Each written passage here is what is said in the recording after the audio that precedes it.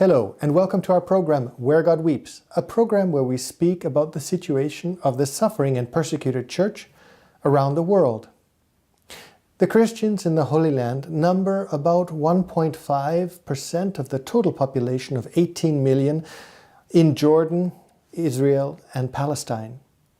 Their presence there embodies the living memory of Christianity. To tell us more about the situation of Christians in the Holy Land, it is my great privilege to welcome His Excellency Archbishop Pierbattista Pizzaballa, the Apostolic Administrator for the Latin Patriarchate in Jerusalem. Your Excellency, thank you for being with us here today in our program. Thank you to you. Thank you for inviting me. My pleasure to be here.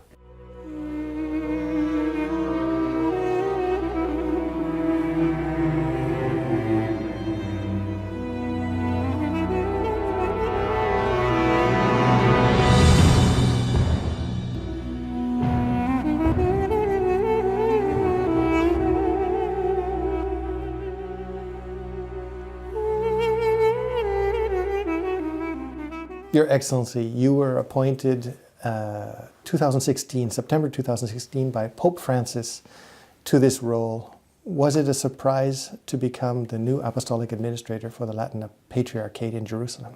Definitely yes. I am from Franciscan, I was a Franciscan, I don't know.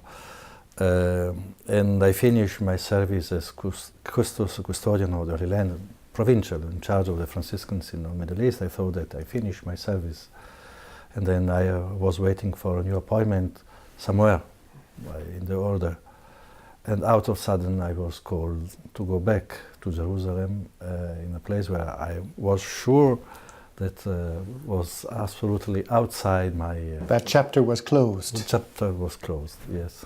The situation, it's an interim situation. You are Yes. Apostolic Administrator, and normally it's a patriarchate which Yes. requires a patriarch. So it's an open-ended situation, as a situation of transition. Transition, and as all the transitions cannot last too long. Yes, we hope. I hope, yes, too. And my task is, first of all, to reorganize the administration of the Latin Patriarchate, and also to prepare the ground for the new patriarch to come.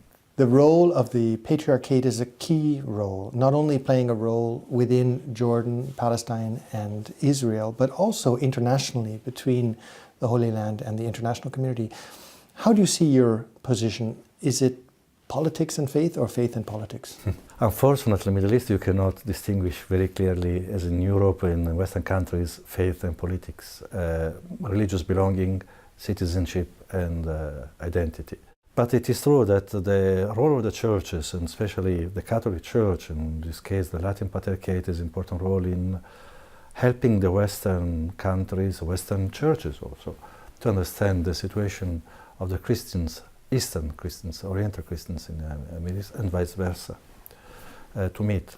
Holy Land is the place where West and East meet, in the past and now. And we have the local churches, which is Arab Palestinian churches. So we have also the holy places where bring millions of pilgrims from all over the country. So, and the universal and the local churches are united there. So the Latin Patriarchate, the bishop, the archbishop, the bishop, the patriarch, whoever it will be, is the person, the institution that to help to keep this unity, this communication, which means also to understand, to enter into this reality. The Christians in the Holy Land play a key role as a buffer, if you will, between the Muslim and the Jewish communities. How would you see, or how would you describe the vocation of Christians in the Holy Land? The vocation of the Christian is wonderful and difficult. We are called to the unity. I remember in these days, but we read in the liturgy from time to time the vision of Isaiah the prophet, that my house, which is Jerusalem, will be called house of prayer for all the people. And the church was born in Jerusalem in the day of Pentecost, where Parths, Elamites, Arabs, Jews, they remain Parths, Elamites, Jews, but they understood each other. So this vocation, beginning of the church in Jerusalem, is also the vocation of the Church of Jerusalem, to help all to understand each other. And I think is part of the providence that we are very small and fragile presence. We don't have power at all. Maybe if you go to Rome, you can see at least the past, the power of the church, and the word of the church is very important. But in Jerusalem, we are not powerful.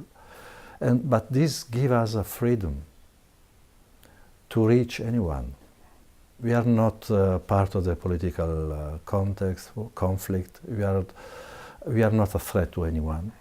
On the contrary, through our institutions, especially schools, hospitals, but schools mainly, we are helping the society to build this network of communication. So this is our vocation.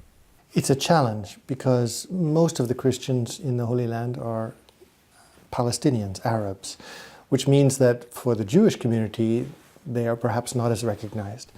At the same time as Christians, for the Muslims, they are not as recognized. So are Christians caught between two chairs, that is, trying to bridge a gap where both of the parties or both the communities on either side don't respect the Christians themselves? In a way, what you said is true. We belong, but not always completely belong.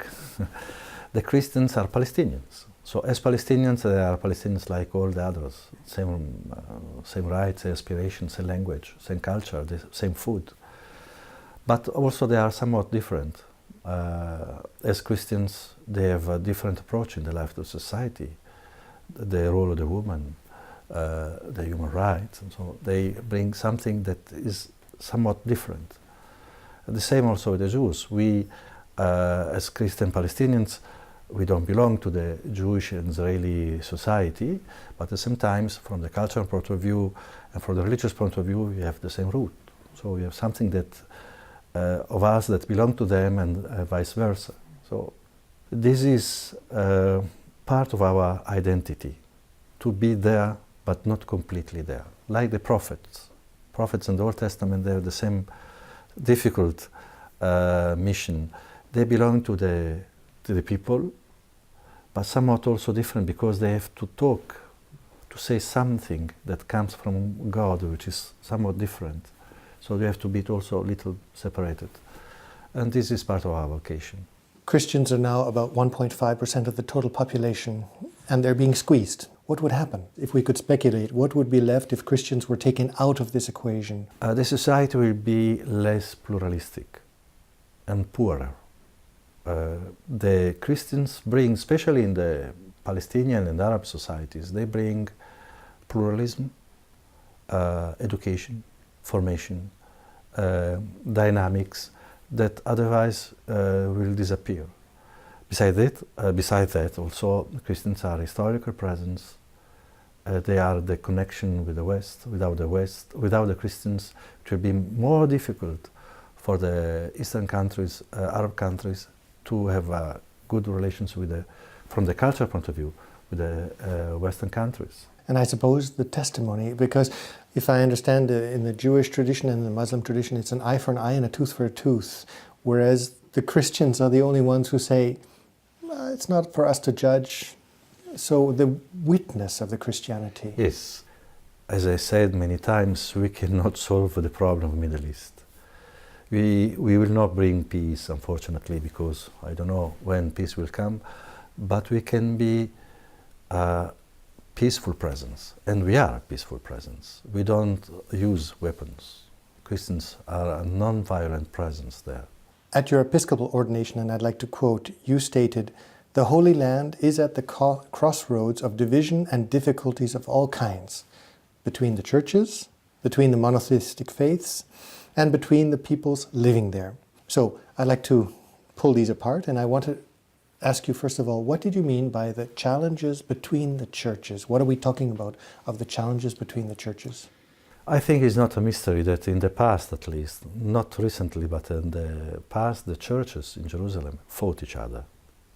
For centuries, the churches fought one against another for the holy places, for the control of the communities, and so on, especially between the Orthodox churches and Catholic churches. This is the history.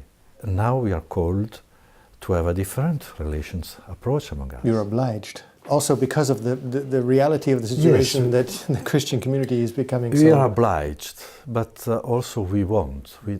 Because if you don't want, even if you are obliged, you don't do. It is true that now, recently, in the last year, things change dramatically.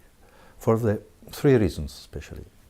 The first, the change of generations, shift of generation. I mean, the old generation that was educated and formed to have a fighting approach. Inflexible approach. Now, it's over.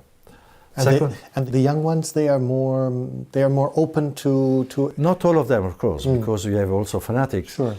But most of them, yes, because they come from different society.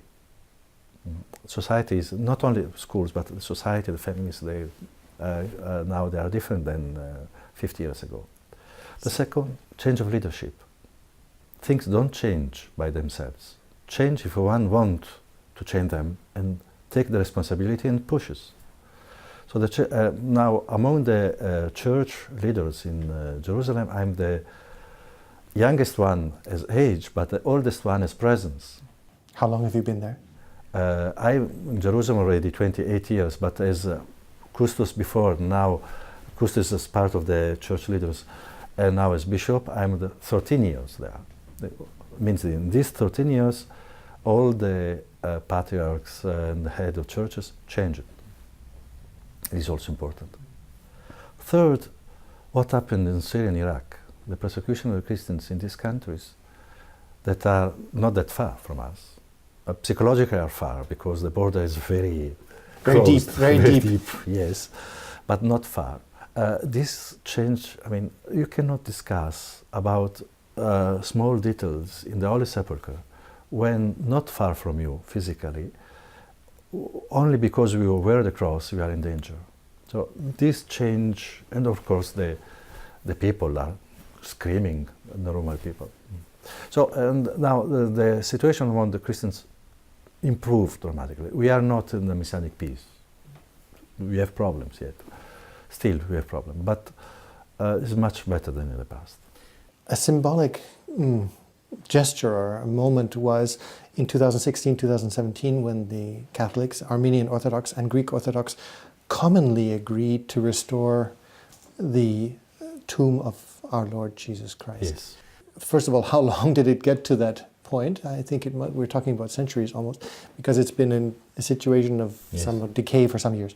But secondly, how symbolic was this as a sign of unity between the churches? First of all, it took exactly 100 years.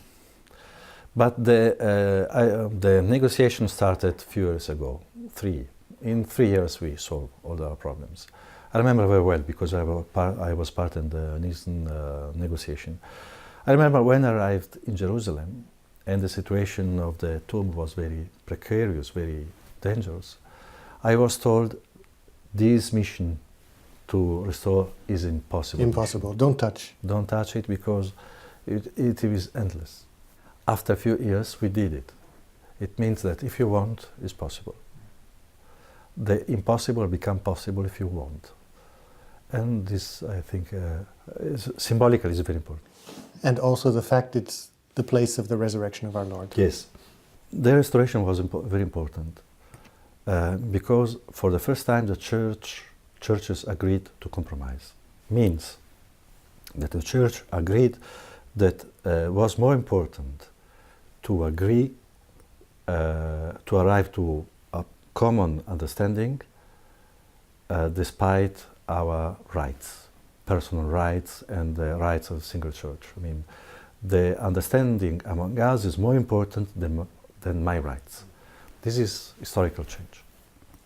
The next point you mentioned, you raised in your episcopal ordination, was the challenges between people. If we consider the very vertical level, the human relations, the Palestinian-Israeli negotiations are at a standstill. Why? And what is the vision, or what is the lack of vision? Why are things not moving ahead? The negotiation between Israelis and Palestinians is very frustrating point. The points are very clear. The borders, land, refugees in Jerusalem. If there is no agreement, it's not because there are no discussion about the points, because I think it is the most discussed issue in all the world in the last 60 years. It's only because there is no will. I said about the churches... From within or from the international community? Both. As I said, the churches agreed to compromise. And the two people are not ready to compromise. Theoretically, yes, not in reality. It may be theoretically they accept they have to compromise, but they don't accept about what compromise, especially about Jerusalem. No one is ready to compromise about Jerusalem. This is very frustrating.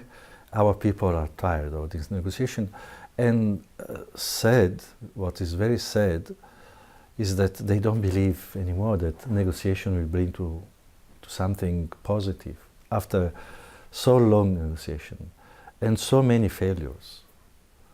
I don't know how many intifadas, the violence, the wars, I think about Gaza, but not only. So people are tired of all this. And they don't believe? Don't believe. That's a vicious circle, because if the people don't believe, politicians are not pushed to do something. Jerusalem, as you mentioned, is the crucial point. Why? Jerusalem is the holy city for all. It's the heart of the life of the faith. If you don't understand that Middle East, the Arab countries, and Israel too, they are religious. The religious element is part of identity. You don't understand Middle East. And in this religious identity, Jerusalem is central. So as long as the religious community don't have an inclusive approach, it will be almost impossible to compromise on Jerusalem. Another painful area is the wall that is continuing, and despite so many protests, and dividing, for example, particularly in Bethlehem, Christians from being able to go to their holy sites. What is the situation today with regard to the wall, and is there any future movement on this question? I don't think that there is something new. The wall now is finished, is a reality, unfortunately. As I said, is a deep wound, not only in the life of the people, but also in the geography of the country. The Israelis claim that is built for the security reason, because it is true that for years there are many terror attacks, but this is creating more anger and frustration. It's not a solution. The last point you raised in this quote is the challenges between the monotheistic faiths. We see the terrible tragedy of what's happening across the Middle East, with the increasing division between Islam and Christianity, and through fundamentalists. First of all, how do you see this, and what can be done in order to try and heal these wounds, or are we past the point of no return? It is forbidden to say that we are in a point of no return. From the Christian perspective, it's impossible to say. But the situation is very difficult. What we saw is tragic, and it's not just a crisis. It is anyway a turning point in the life of Middle East, in the life also in the relations among the communities. We Christians are committed to interreligious dialogue, to respect human dignity for all. We know very well we don't want to present the Christians as the only persecuted ones, because more Muslims are being killed than Christians, more mosques are being destroyed than churches. What we saw in Middle East is first and foremost the war among Muslims, Shia and Muslims, and Sunni. But we cannot say that Christians were not targeted. What we saw in the plan of Nineveh, what we saw in North Syria is dramatic and wounded, we have to say, wounded the relations among us and the trust. It is true that there are many examples of cooperation and help, and we have to insist on this, because this is our future anyway. But we have to ask our brother Muslims, where are these ideas, ideologies are coming from. The fundamentalism is not coming from nothing. So this is a question, but this is an important, difficult challenge. We have to avoid hysteric reaction and to keep open the dialogue.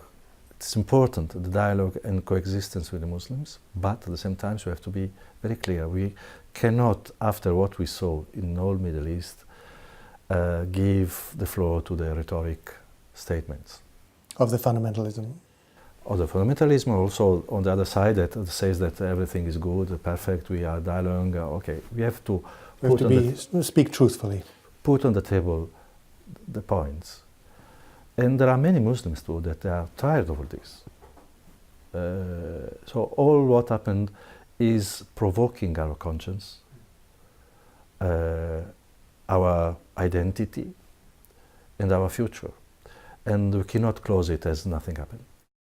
You've spoken about the Muslims suffering more as a consequence of the violence of Muslims. Would we say, or could we say, that Islam is in crisis today? I'm the last one to say, to express a judgment about Islam, but I think yes, from external point of view, all the respect, this violence is a sign of crisis. These divisions, they are typical, they are not new divisions, of course, but this explosion is a sign of crisis.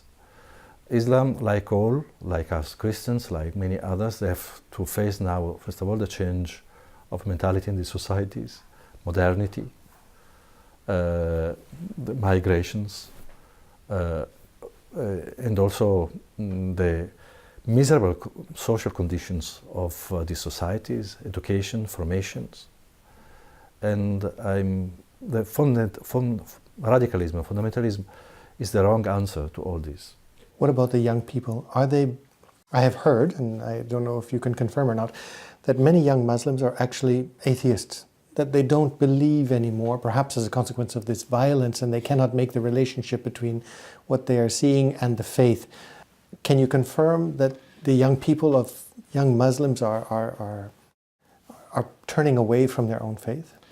Many, yes. I heard also, but not all, of course. And in any case, the society till now remains a very Islamic society. The Islamic culture and religion permeates all the life. I don't know how much freedom to these young people they could have. Your Excellency, you've been now 28 years in the Middle East. Would you say that these have been, or these are the darkest days that you have experienced through your time in the Middle East? Yes, definitely the most difficult one. Because in the past, also during the intifadas, I remember the intifada in 2000, 2002 was terrible, but there was a hope. Now the most difficult part is when you talk with the people, to give them and to receive from them hope. You find once again wonderful examples, but generally speaking, to build this trust in the society, this is very difficult. Maybe this is the darkest side, and could be also the new beginning. Only the time will tell. You are a Franciscan. If we try and speculate spiritually why a Franciscan has been brought into this role, even if it's a transitionary period, what is the Franciscan spirituality? What is it that you as a Franciscan and the Franciscan spirituality can bring to the table in this dark time? St. Francis arrived in the Middle East, and the first thing he did during the war, Crusaders, he met the Sultan, Malik al-Kamel. And this is the first example that the Franciscan should give. So, to listen, to encounter, to meet. And then also, historically, Franciscans also, we are celebrating this year 800 years of presence of the Franciscans. So attachment to the land, love, passion to the land and people, of course.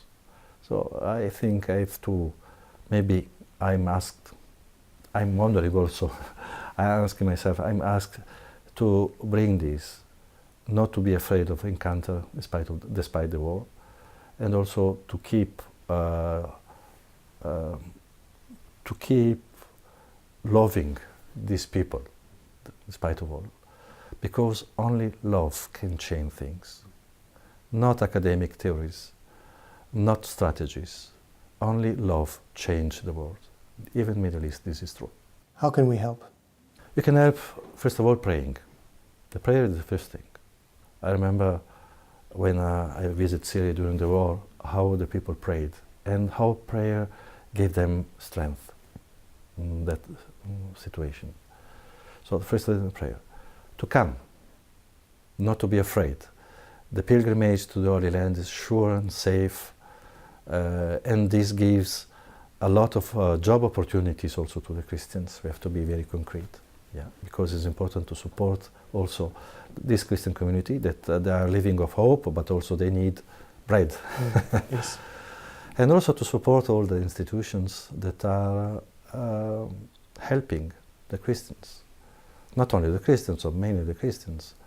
The Church in Need, many other church institutions are helping a lot, tremendously. What I saw in Syria, in Iraq, but also in Holy Land, Palestine, Gaza, is done through the support of the churches. So to support, to help these Christians, I think is an act of mercy and support and solidarity with the Christians. Your Excellency, thank you for having been with us today on our program. Thank you to you. Thank you, ladies and gentlemen, for having been with us today in our program, Where God Weeps. And if you'd like to know more about the situation of Christians in the Holy Land, or perhaps how you might be able to help, I would encourage you to look at the contact information at the end of this program. And we look forward to seeing you next week. Take care.